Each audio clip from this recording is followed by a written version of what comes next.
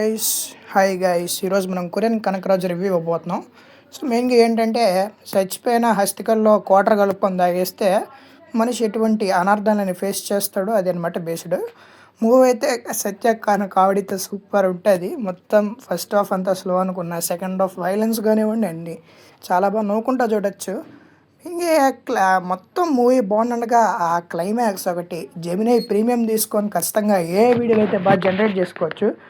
Spider man review ఇవ్వలే, so ఇందులోనే ఇచ్చేస్తా. స్పైడర్ మ్యాన్ గతం మర్చిపోయాక ఏమి జరుగుతుంది, కొత్తగా విలన్ని ఇంట్రడ్యూస్ చేశారు.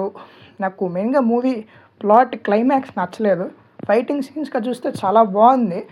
మెయిన్గా ఇప్పుడు రాబోయే మూవీస్ కూడా మనం రివ్యూస్ ఇవ్వబోతున్నాం. నాకు ఒక చిన్న డిసప్పాయింట్మెంట్ సబ్స్క్రైబర్స్ పెరగట్లేదు. కాస్త సబ్స్క్రైబ్ చేసుకోండి అబ్బా, నాకైనా కాస్త మోటివేషన్ ఉండాలి. నేను ఇంక యూట్యూబ్ ఛానల్ తీసేద్దాం అనుకుంటున్నా, అయినా కూడా ఎవరో ఒకళ్ళు చూస్తారు, ఉన్న 19 మందిలో మాత్రమే చేస్తున్నా అంతే గైస్. ఇంకా మనకి స్పైడర్ మ్యాన్ విషయానికి వచ్చేస్తే అంతే. అదేంటి లాస్ట్లో మన పాపకి సైకిక్ ఎబిలిటీస్ ఉంటాయి. సైకిక్ ఎబిలిటీస్తో తనని మంచి మార్గంలోకి తీసుకెళ్తాడనమాట. సో మన స్పైడర్ మ్యాన్ని మాత్రమే ఆవహించలేదనమాట. సో స్పైడర్ మ్యాన్ ఎలా చేస్తాడు, ఎలా ఎదుర్కొంటాడు అన్నది చూపిస్తారనమాట. సో ఒక దాంట్లో 2 రివ్యూస్ చెప్పేస్తున్నాను. సో ఇంకా నుంచి డైలీ వ్లాగ్స్ వీడియోస్ అయితే ఉంటాయి, చేస్తాను వీడియోస్ మ్యాక్సిమం. అంటే మెయిన్గా పైరసీ చేయకూడదని పెద్ద రివ్యూ పెట్టేసా, పెద్ద పైరసీ అన్నీ చేసా.